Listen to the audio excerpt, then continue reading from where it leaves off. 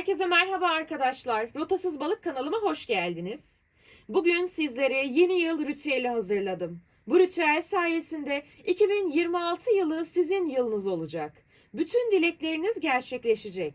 Aşk, iş, para, sağlık, huzur, mutluluk, eski sevgilinizi geri döndürme gibi bütün dilekleriniz olacak.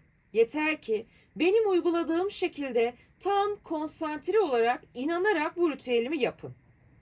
Ritüelime geçmeden önce kanalıma abone olup bildirim zilini açarak gelecek bütün videolarımdan anında haberdar olabilirsiniz.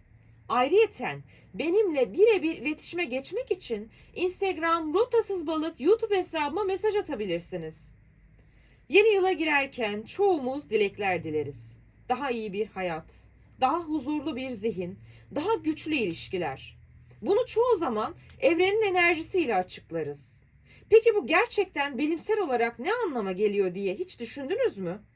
Bilim bize şunu söylüyor. Evren enerjiyle doludur. Ama asıl önemli olan bizim zihinsel ve duygusal enerjimizdir.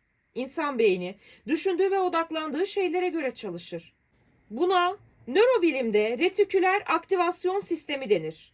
Bu sistem beynin filtre mekanizmasıdır. Ne üzerine odaklanırsan beynin onu fark etmeye başlar. Örneğin yeni bir araba almak istediğinde o modelin her yerde olduğunu fark edersin. Araba çoğalmamıştır. Senin algı filtresi değişmiştir. İşte dilekler de tam olarak burada devreye girer. Yeni yılda bir dileği sürekli zihninde canlandırdığında beyin o hedefle ilgili fırsatları daha hızlı algılar. Karar mekanizmaların o yöne doğru şekillenir. Davranışların farkında olmadan değişir. Bu mucize değil. Nöroplastisitedir. Beyin tekrar edilen düşüncelere göre kendini yeniden yapılandırır. Aynı zamanda duygular da bu sürecin parçasıdır. Pozitif duygularla düşünülen hedefler beynin dopamin sistemini aktive eder. Dopamin, motivasyon ve harekete geçme hormonudur. Yani umut, inanç ve beklenti seni gerçekten harekete geçirir. Bilimsel olarak şunu net söyleyebiliriz. Evren, dilekleri dağıtan bir mekanizma değildir. Ama zihin, davranış, sonuç döngüsü gerçek ve kanıtlanmıştır. Yeni yılda dileklerini hayatına çekmek istiyorsan 3 temel adım vardır. Bunlar netlik, duygusal uyum ve davranıştır. Netlik belirsiz dilekler, belirsiz sonuçlar doğurur. Beyin somut hedefleri sever. Mutlu olmak istiyorum yerine her gün şu alışkanlığı yapacağım demek gerekir. Peki duygusal uyum nedir baktığımızda? Dileğini olmuş gibi hissetmek gerekir. Beynin onu gerçek olarak kodlamasını sağlar. Buna zihinsel simülasyon denir ve sporcular, liderler tarafından aktif olarak kullanılır. Davranış, enerji sadece düşüncede değil, harekettedir. Küçük ama sürekli adımlar en güçlü çekim gücüdür. Yeni yıl bir takvim değişimi değil, zihinsel bir eşiktir arkadaşlar. Bu eşiği nasıl geçtiğiniz bütün yılı belirler. Unutmayın, evren sizin yerinize bir şey yapmaz. Ama sizin odaklandığınız, inandığınız ve hareket ettiğiniz yönde hayatınızı şekillendirmek için bütün sistemi önünüze serer. Yeni yılda dileklerinizi gökyüzüne değil, bilincinize yazın. Çünkü gerçek çekim gücü oradadır. Şimdi yavaştan ritüelime geçmek istiyorum arkadaşlar. Bu ritüelim için çizgisiz bir kağıt ve kalem rengi fark etmiyor. Ritüeli en az 2-3 defa tamamen izleyin. Sonra yapmaya başlayın. Tamamen odaklanın, konsantre olun. Kendinizi ritüeli yapmaya full konsantre ve odaklayarak uygulayın. Dediğim gibi kalem rengi fark etmiyor. Kağıdınızın tam ortasına sizlerden isteğim. Bakın yılbaşı ritüeli dedik. Dileklerimizi kendimize çekme 3 adımda dedik. Bunların hepsini zaten özellikle tüm ritüelleri yaparken bilimsel olarak dayanaklarla, makalelerle ve denemelerle ilk girişlerimizi yapıyoruz ki araştırmadan, öğrenmeden herhangi bir şekilde bilgisiz olarak ritüeli uygulamayın.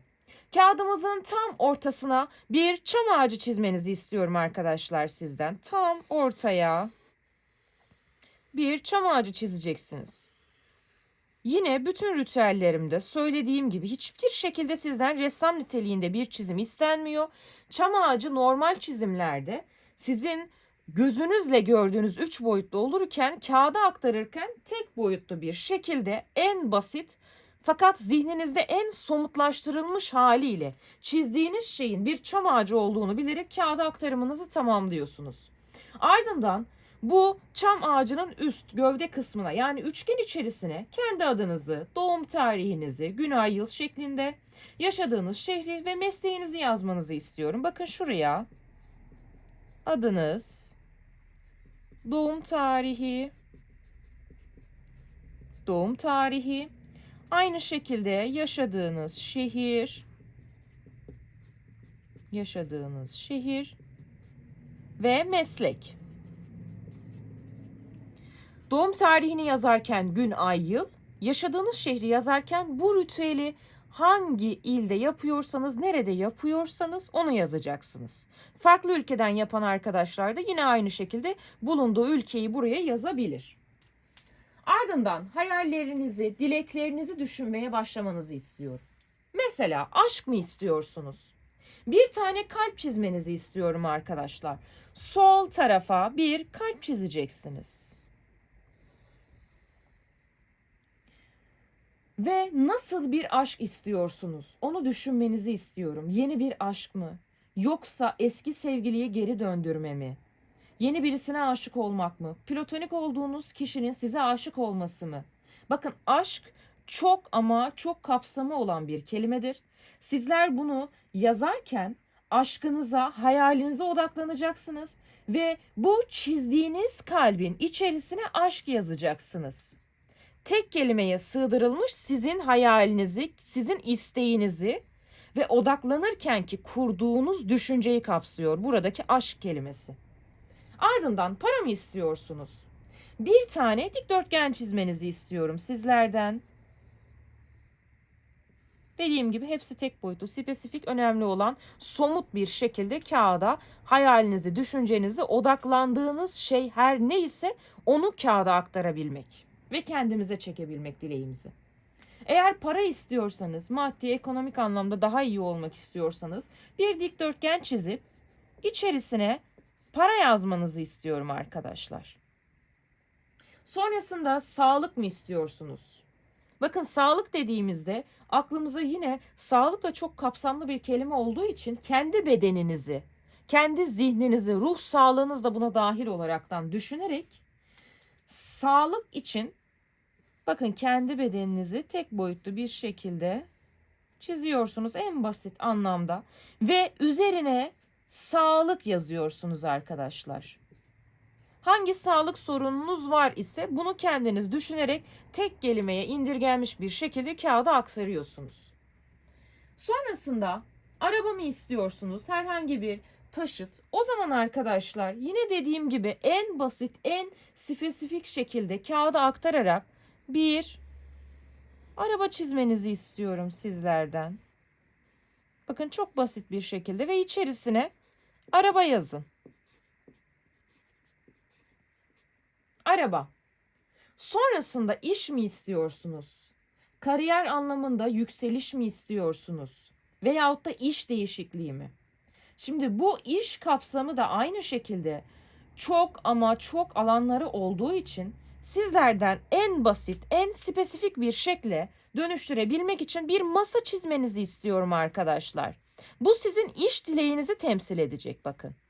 Bu masa sizin iş dileğinizi temsil edecek ve iş yazmanızı istiyorum masanın üzerine. Kendi hayalinizi düşünerek bakın tekrar ediyorum aşksa aşk, paraysa para, sağlıksa sağlık, arabaysa araba, işse iş her neyse o dileğinizi düşündükten sonra tek kelimeye indirgenmiş bir şekilde kağıda aktarımı yapıyorsunuz.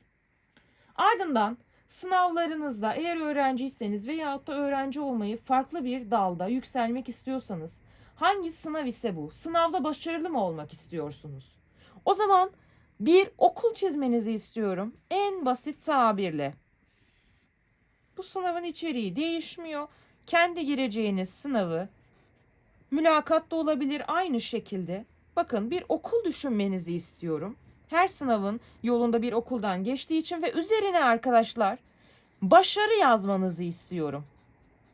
Bu mülakat ya da sınav her neyse bundan başarı ile sonuçlanmanızı sağlayacak olan, kendi zihninizde hayal ettikten sonra başarılı olduğunuzu, bunu düşündükten sonra kağıda aktarımınızı bir okul çizerek ve üzerine başarı yazarak tamamlıyorsunuz.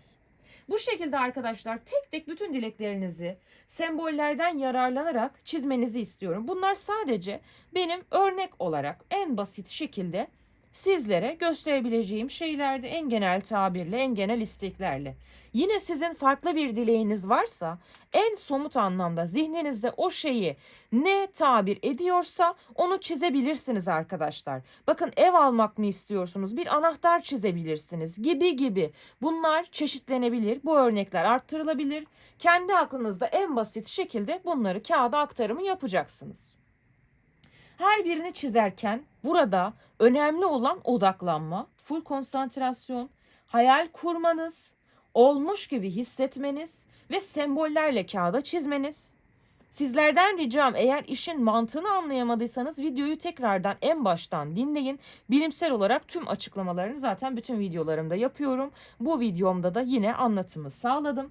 Sonrasında arkadaşlar bütün sembolleri tek tek ortada, bakın, çam ağacıyla birleştirmenizi istiyorum.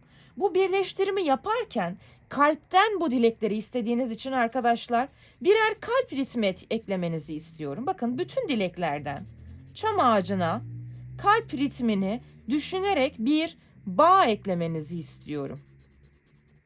Dileklerden çam ağacına doğru kalp ritmimizi düşünerek birer bağ ekledik. Kaç tane dileğiniz varsa burada.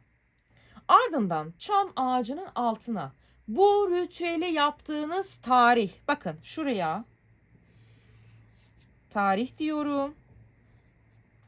Sizler buraya gün, ay, yıl şeklinde bu ritüeli yaptığınız tarihi yazacaksınız arkadaşlar. Gün, ay, yıl şeklinde. Sonrasında odaklanarak, bakın, tüm ritimlerimizle birleştirdik bütün dileklerimizi. Tüm kağıda oldu yazmanızı istiyorum. Bakın, tüm hepsine oldu kelimesinin harfleri değişsin. Oldu yazmanızı istiyorum. Ardından arkadaşlar kağıdınızı katlayın. Bütün dileklerimiz hissederek, odaklanarak yaptığımız bu kağıttaki tüm dilekleriniz bu kağıda yazdığınız her şey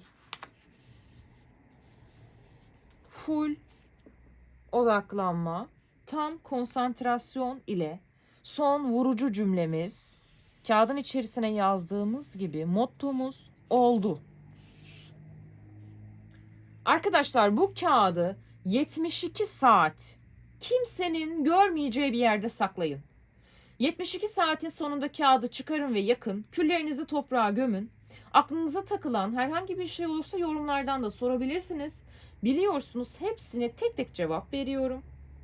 Sizler de kanalıma abone olup bildirim zilini açarak gelecek bütün videolarımdan anında haberdar olabilirsiniz. Ayrıyeten kişiye özel, tamamen sizin isteğinize ve dileğinize uygun hazırlanabilen enerji taşlarım mevcuttur. Ulaşmak için Instagram Rotasız Balık YouTube hesabıma mesaj atabilirsiniz. Şimdiden herkese mutlu, huzurlu yıllar dilerim. Umarım bu yıl bütün dileklerinizi hayatınıza çektiğiniz ve o bütün dilekleri yaşadığınız bir yıl olur. Bir sonraki videomda görüşmek üzere. Kendinize çok çok iyi bakın. Hoşça kalın.